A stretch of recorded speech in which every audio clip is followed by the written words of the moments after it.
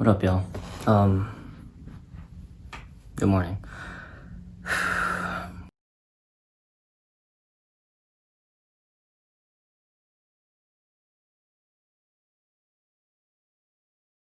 I spent a majority of this morning talking with a lot of people about the issues that are going on right now in the United States. I did participate in Blackout Tuesday yesterday. Blackout Tuesday is a movement that was started by, I believe, the music industry, and it's to basically take away the distractions and to get off of social media and inform yourself of what's going on in this community around you, and to be aware of the surroundings that are happening and the occasions that are happening around you. And I took yesterday and I locked out all of social media from my phone. I didn't touch my phone when it came to social media at all, except for one instance on my phone, which was there was a I had a meeting with with my actor for my short film sequel, and I just wanted to make sure that she received my email, and that's it. That's the only instance that I was on Instagram yesterday. But I did take the time to reflect and to look at what's happening in the world and decide on a form of action for myself to do, and to speak about the problems that are being the problems that are prevalent right now in our country. So I did come up with a solution, and I am working a solution for how I can be more active and use my voice to help fight against the injustices of racial profiling, police brutality, and accountability. The issue of not holding certain people accountable for actions. And so I did come up with a solution for how I can use my voice and use my creative abilities. And I will be posting that. I'll be posting my idea in the near future. But I want to challenge any creatives and anybody who is interested in creative abilities or things of that sort to find a way to use your talents and your voice to express the message of why all of this is happening, and what problems need to be addressed. And the problems that need to be addressed are racial profiling, police brutality, the inability for certain people to be held accountable. Those are the issues of why everything is happening. Whether or not you have the ability to participate in any sort of local gatherings happening. There are a lot of other problems that are prevalent right now, and I understand that if you are concerned about those issues, that you have taken a certain priority to health and safety, with COVID still being a very prevalent thing. But if you still want to use your voice to help, but are wary about participating in these protests and rallies going on around the world, use your creative voice, share information, share ways to help fund and donate, share petitions. You don't have to share your own personal way of how you are helping. You don't have to do that. There's a person I was talking to on social media earlier today, and I apologize for a comment that I had on his post, and I wasn't trying to be insensitive to his way of helping. And I apologize that it came off that way. I really do. But there are many ways that we can use our voice to help out. And it doesn't always have to be from a physical action. You can find other ways to voice your opinion. You can find other ways to share and to help. So I challenge all other creative people to find ways to use your voice and use your talents to help spread the message around the world, around our country, and to help influence change. I had a conversation with another person earlier today about how, the ideas I had are very ideal, and in a perfect world, they would all be true, but that's not the reality. And I understand the fact that that is not reality. That is why we are addressing the issue. The reality is that there are people who are treated unfairly. That is the reality of the world. But just because it is the reality doesn't mean that you should sit by and take it.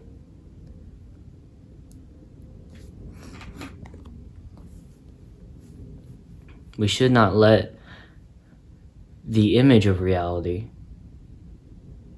control how we act in certain situations. Reality is accustomed to change. Reality has changed several times throughout history. We can make moves towards those changes. Although we may not see it in our lifetime, we can still help influence the future generations to create that perfect image that we agree upon, And even then, it will still not be perfect because perfection is such an idealistic concept. But we can strive for a better world for the newer generations to live in. And I think that's something we can all agree upon.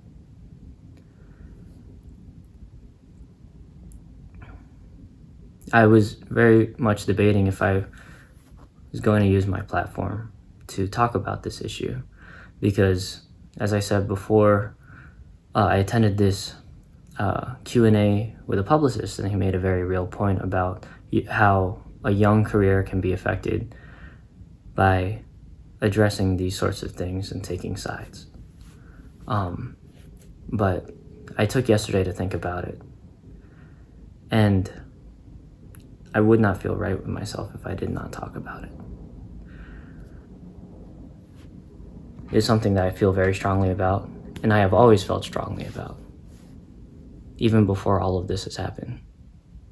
I've seen a lot of injustices and microaggressions done towards several different groups throughout my short history of life.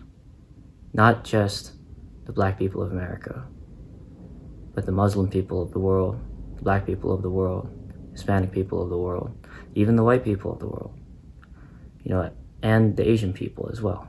Everyone faces a certain type of injustice to their people.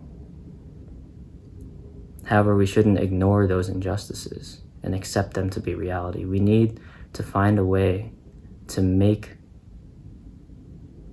better decisions so that laws and the way that laws are handled aren't determined by the appearance of what you look like. And the only way that we can address that is if we address those specific issues to those specific groups. Ignoring those issues and saying that all issues are the same is a failure to recognize that there is an issue to begin with.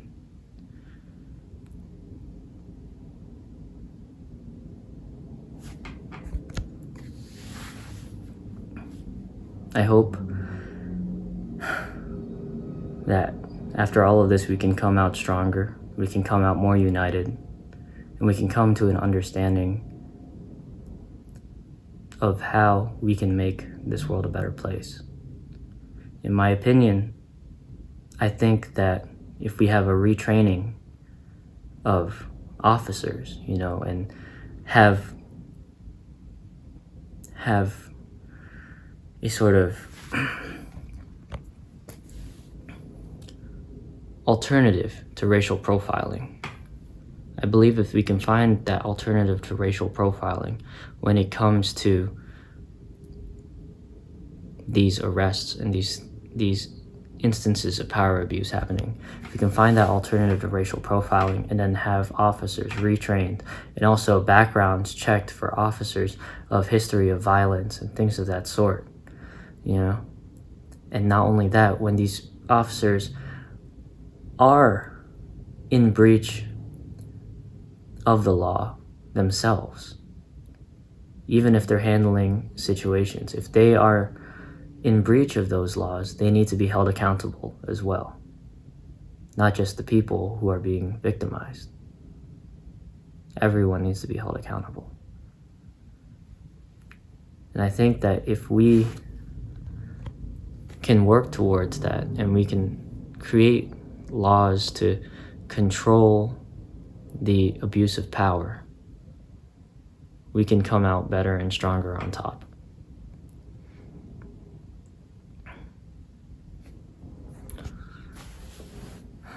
That is all I have to say about this.